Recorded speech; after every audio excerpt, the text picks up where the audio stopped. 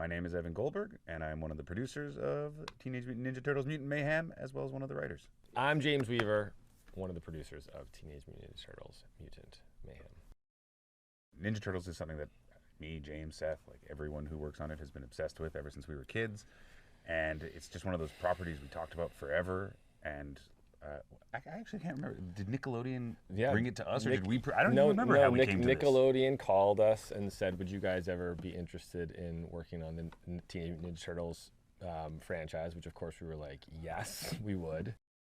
The thing that people have yet to really mine, we felt like, for this franchise, at least in the most recent versions, is like, this is a movie about teenagers and youth and what it is to be growing up. It is a little bit of it's just inherently a coming of age story, or at least has the ability to be that. And I think that was the thing that Seth and Evan sort of clicked in right away. We're like, well, how do you do it the way that we would do it, and what can we bring to it? And I think it was, I'm sure you'll hear this a lot, but like just focusing on that teenage word a little bit and really making sure that we like mine that for all the things that you can, as well as just like that just feels like something that we have a real interest and excitement to tell stories from that point of view. The look's important, but even more important is probably the voices. Yeah. That like the actors are actually teens, and that was something that all of us felt very strongly about from the get-go. It was kind of like the guiding light for the whole project, is like, let's get real teens, let's have them record together, let's have them actually have real conversations. Because like most people don't understand that animated films, like, well, they'll have someone come in and then someone come in 4 months later and they're having a conversation in the movie, but they've literally never met each other, and one of them's in London, one of them's in LA, and like we got 4 real teens in a room, and they were actually like some of the best moments in the whole movie, some of the biggest laughs are just the 4 of them riffing. The reason why we wanted Jeff Rowe so badly is because The Mitchells versus the Machines is a 10 out of 10 movie. It's just like unbelievable. The animation was so innovative and fun.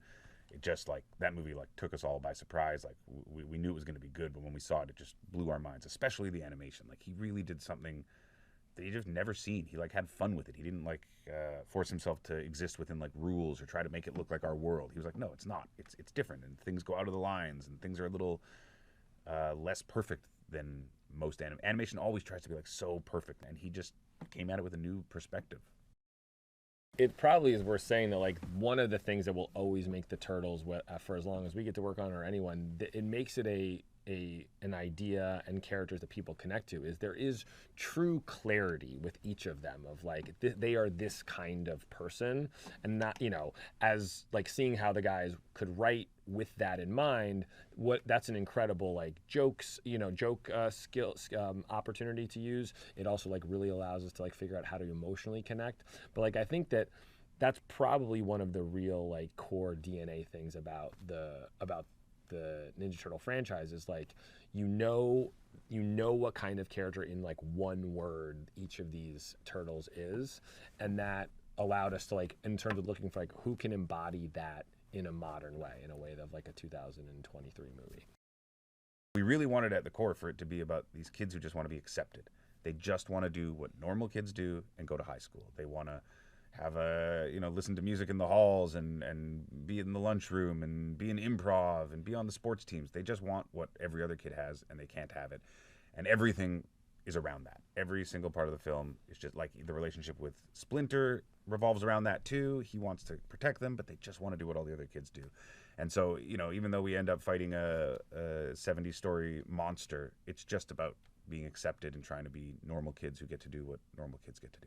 And I think in the having a mirror of that in the villain plot and the sort of the villain emotional story of like, watching what going for acceptance might be, what that might look like if you go too far, I think was one of the things the guys cracked from a storytelling standpoint of like, being accepted is a very classic teenage sort of emotional thing that you're dealing with, and then how do you play that out against the villain that you're trying to fight. And I think one of the things that that Jeff and Seth and Evan sort of came up with was like, well, what if the person that they're fighting is also trying to be accepted? They're just going about it from a completely different sort of way, and then how that might actually throw your sort of whole idea of like who I am off. I think the reason why the Turtles just keep working decade after decade after decade is very simple. It's you and your buddies. it's you and your brothers, it's you and your sister and your brother. Like, it just seems like people you know, and you can easily be one of them. Like, anyone is one of these guys pretty much. There's not like a goth one. I guess if they had a goth one, everyone could identify with something. But almost everyone can identify with one of these guys. And just like, especially in our version where we have these actual teenagers improvising together, like, it truly is like identical to moments I experienced in high school.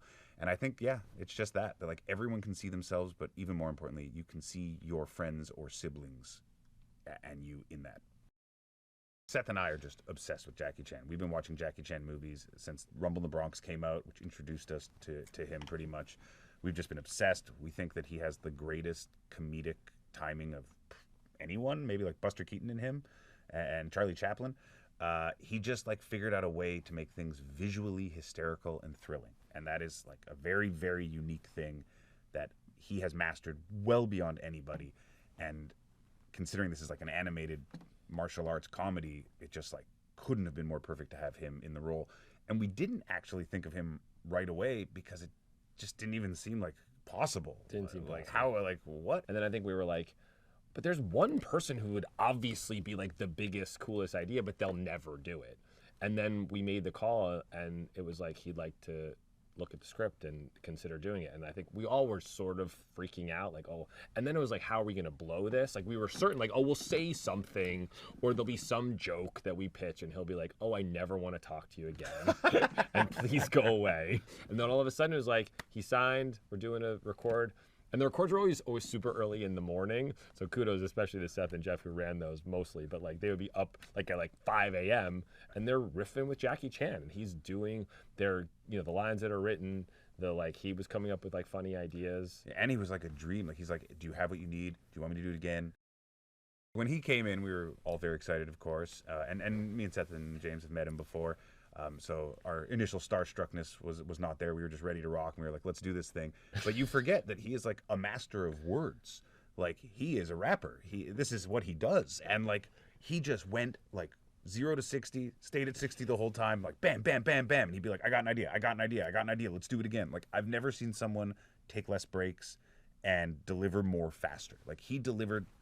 Like, if you know how much time he recorded in total for how much he's in the film, it's astounding. Yeah. Like, he just nailed, like, most of his lines he got on the first try, which is just never the case. We went through a lot of ideas for who April could be. I think that Jeff very early on had a very strong take on the design of the character. Like, he really had some interesting thoughts about like how April should sort of be, should be in the movie. Io was able to do both this dramatic is an incredible actor, but she's really funny. I mean, she's just a genuine comedian. So when she came in Red, it was clearly, like, it was so obvious it was her. I think people can expect an awesome teenage comedy at the center of it all, and then you just layer a bunch of ninja action on top of that, and mutants. Those three things. I think we made as funny a movie as we've ever made that also has like an incredibly great action element to it. And I'm just excited I can show my child a movie I've made finally. So frankly, this is all for my son.